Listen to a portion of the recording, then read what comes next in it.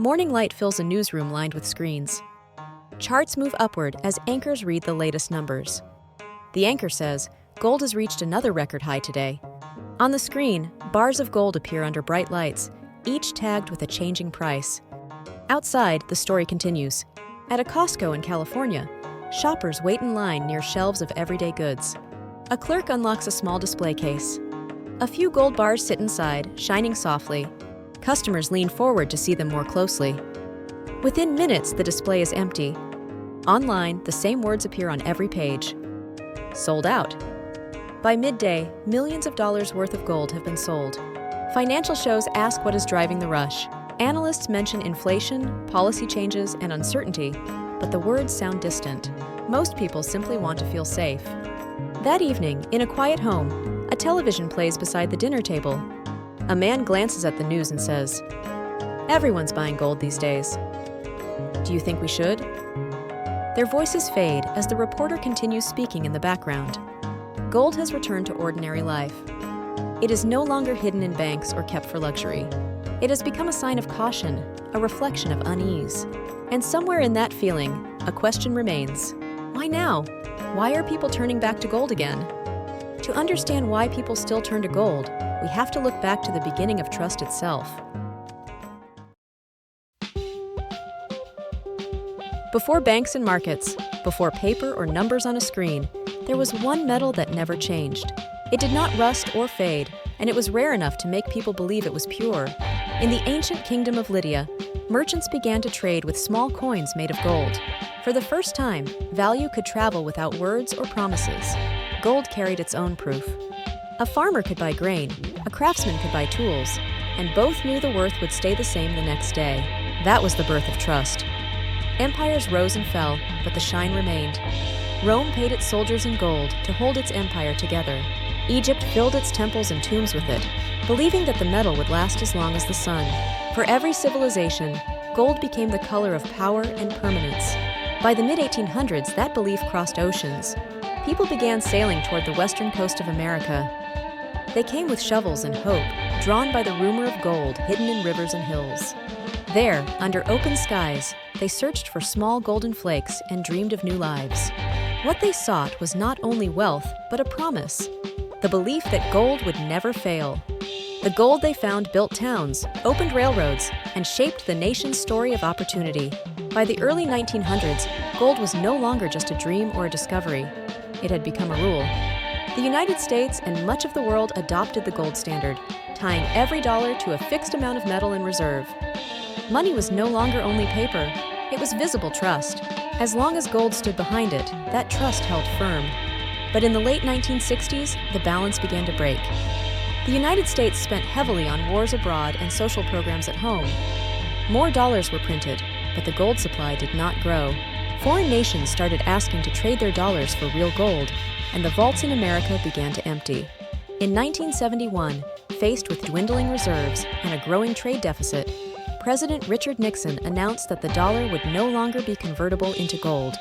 It was meant to protect the currency, but it ended a promise that had lasted for generations. From that moment, money was backed by faith alone. The world had entered an age where belief replaced metal. Even so, the instinct never disappeared. When markets shake or currencies weaken, people return to what they have trusted for thousands of years. Gold lost its official role, but it never lost its meaning. Whenever the dollar trembles, the memory of that old promise rises again. People still turn to gold, the symbol that never lost its shine. But every time the world changes, that shine seems to grow brighter.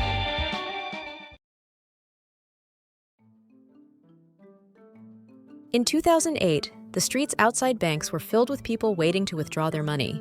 Inside, screens flashed red as stock prices fell faster than anyone could speak. That year, gold rose while everything else collapsed.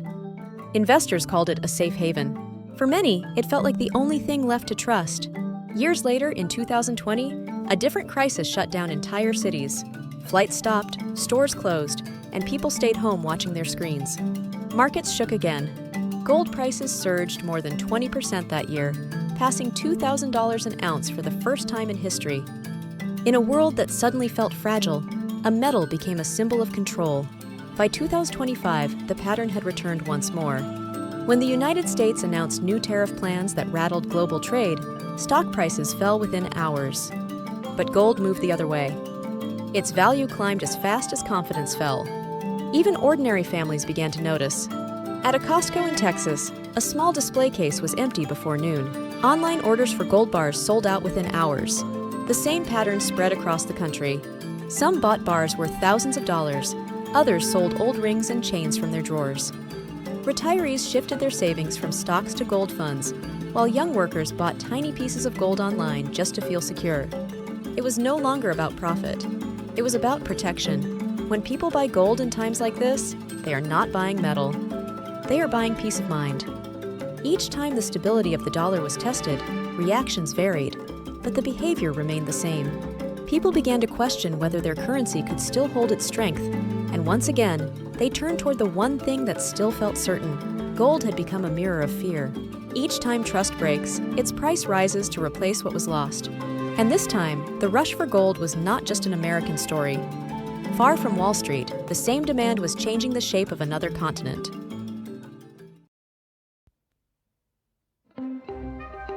In the green hills of West Africa, the sound of metal striking earth echoes across the valleys. Dozens of miners bend over muddy ground, digging with shovels worn from years of use. Their hands move fast, lifting baskets of wet soil, washing it through narrow wooden frames. For every day of work, they might find enough gold to buy a single meal. Across the region, foreign companies have arrived with heavy machines and bright flags.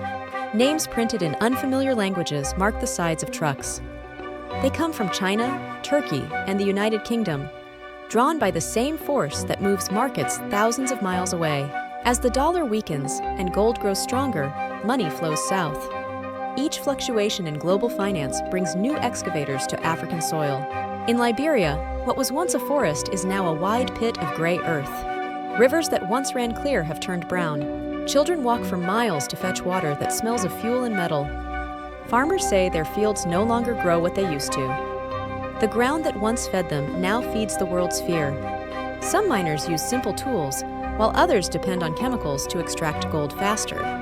Mercury and cyanide leak into the rivers, mixing with the same water that locals drink. Skin burns, lungs ache, and fish disappear. The gold leaves the country in bars and coins, but the damage stays behind. Officials call it progress, but for many villagers, it feels more like exchange. The rest of the world buys security while they pay the price. A local elder stands near a silent riverbed and points to the machines in the distance. He says the land no longer remembers its color. Where trees once stood, only dust rises. As global investors hedge against uncertainty, the pattern becomes clear. When the dollar shakes, gold shines brighter. And that shine darkens the soil of another world.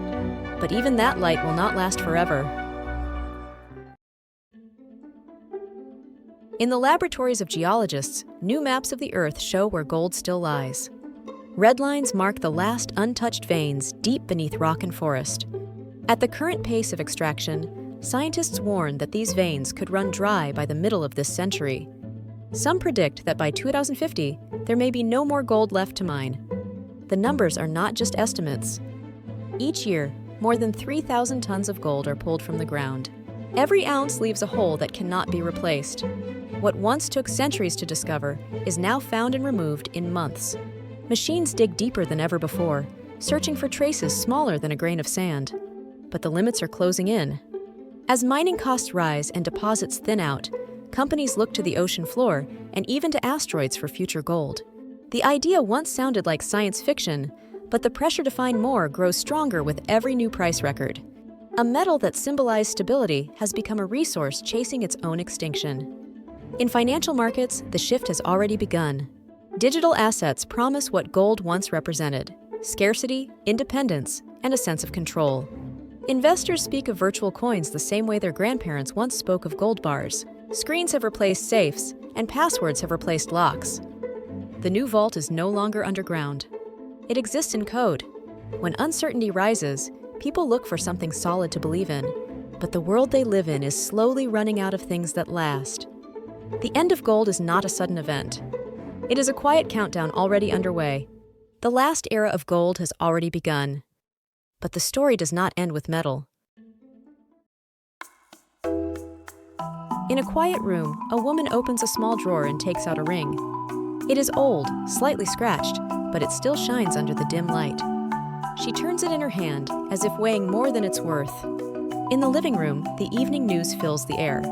On the TV screen, a chart rises sharply, showing gold prices climbing again.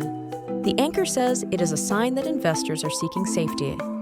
In a time when prices keep rising and the world already feels uncertain, the words only make her feel more uneasy. Across the ocean in West Africa, the same sunset falls over dry riverbeds. The machines have stopped for the night. The water that once reflected the sky now lies brown and still. A man stands near the empty bank holding a handful of dust. There is no gold left here, only the silence it left behind. In another part of the world, a screen glows in a dark room. Numbers shift in endless rhythm, rising and falling without pause. Someone refreshes the page again, watching digital coins rise and fall. The value changes every second, but the feeling behind it stays the same. People are still chasing safety, still searching for trust that feels real. Gold was never just a metal. It was a reflection of fear, a mirror of desire, a measure of faith. Each era replaced it with something new, but the question behind it never changed.